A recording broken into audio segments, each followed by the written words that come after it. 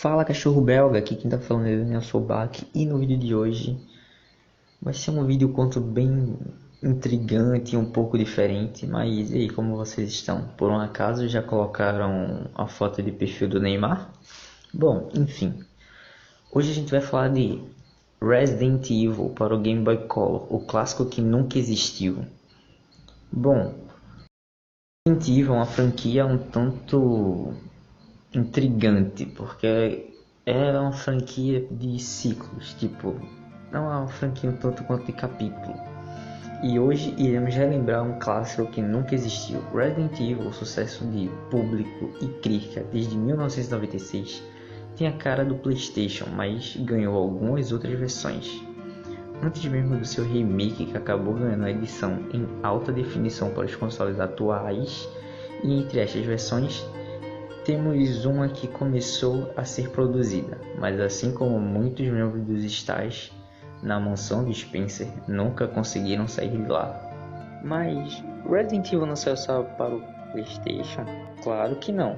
Tudo bem que o game saiu primeiro para o console da Sony em 1996, mas isso não quer dizer que o título era exclusivo. O Saturno ganhou uma versão que, embora contava com um visual mais feio, compensava em apresentar todas as cenas sem censura. Só com a SEGA não havia frescura. Além de oferecer novas roupas, um novo Hunter, 2 Tyrants para combater ao final do game e o Battle Mode, que consiste em atravessar salas com zumbis e um Wesker zumbi no menor tempo possível. Os computadores também receberam uma versão com 2 armas novas, ajustes de dificuldade e cenas coloridas, tais quais eram apresentadas na versão do PlayStation no Japão e foram amenizadas, censuradas nos Estados Unidos. Em alguns anos depois, era a vez do Nintendo DS ganhar uma versão do game que incluiu elementos de gameplay baseado na telinha de toque do aparelho, permitindo ao jogador fatiar zumbis usando a stylus em uma câmera em primeira pessoa. E a versão mais curiosa, e até mesmo desconhecida pela maioria das pessoas, é a que saiu para o celular Game Phone da Samsung em 2005.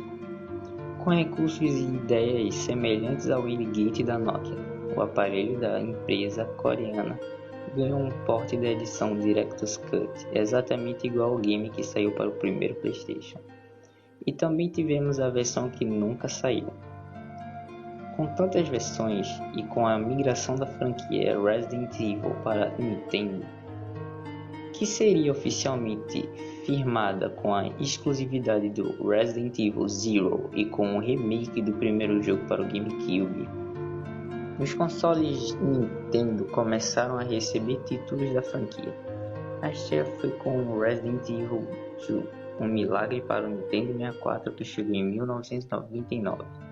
E o Game Boy Color recém-lançado também fez parte dos planos da Capcom, emprestando assim seu espaço para a construção da mansão Spencer. Baseball, take one.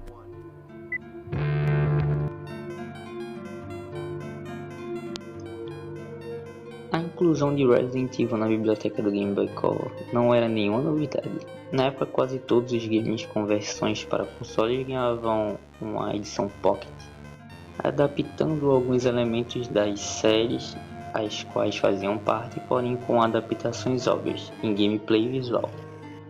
Aconteceu com Tomb Raider e Metal Gear Solid, mas todas essas versões não eram canônicas, nem representavam algo parecido com seus títulos originais, sendo enviados para estúdios menores que criarem aventuras totalmente novas.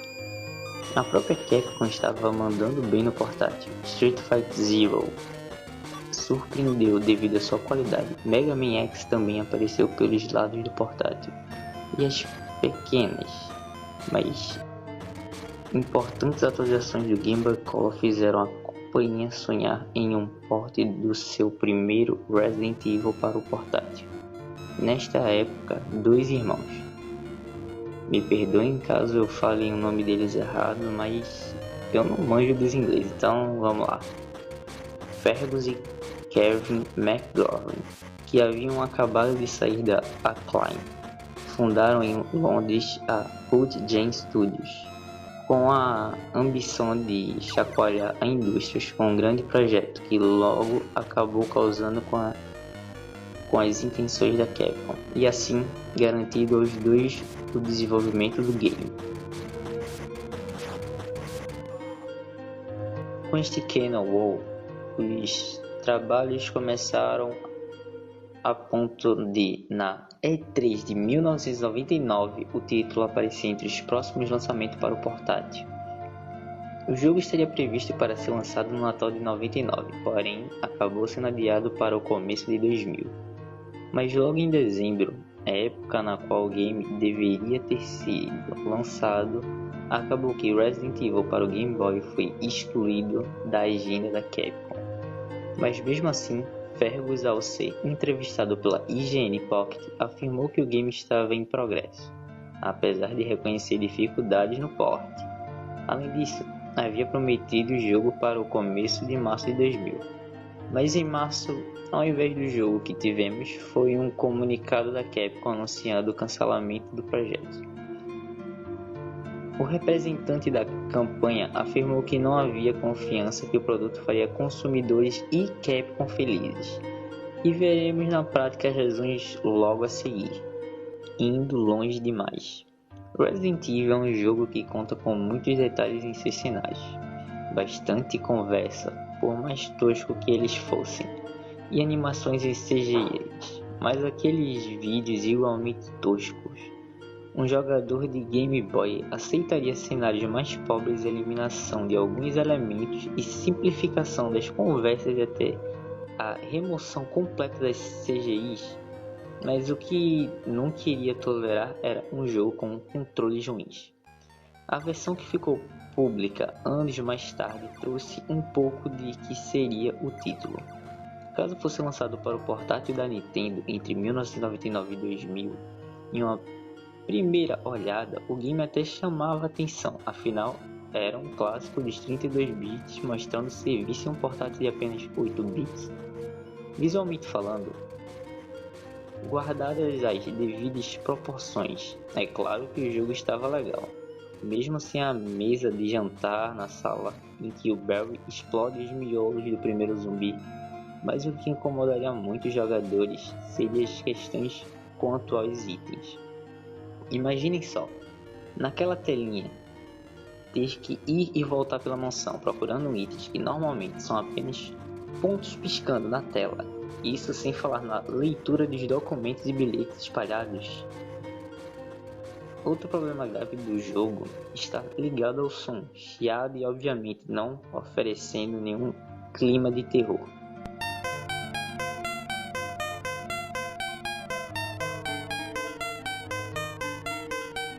O Game Boy Color não foi feito para jogos desta natureza, sendo um terreno mais próprio para jogos casuais. Tetris virou fenômeno por causa do pequeno. Os games de jogabilidade mais simples, como os de luta ou plataforma, jogos complexos para o portátil, se entende por RPG, como os games Pokémon ou outros diversos, que por razões óbvias se comportam bem. Resident Evil até teria espaço no console, mas se houvesse sábias adaptações no lugar de ser apenas um porte. Sweet Home, um clássico para o NES e que fundou o gênero Survival Horror, tem cenários como os de um RPG e devido ao fato do game ter sua história em uma mansão e um laboratório não ficaria nada mal. Salas mais simples e até mesmo personagens redesenhados, mas a verdade é que sonharam demais, atingindo de fato os limites do Game Boy e assumindo, tempos depois, que não havia como finalizar o game daquele jeito.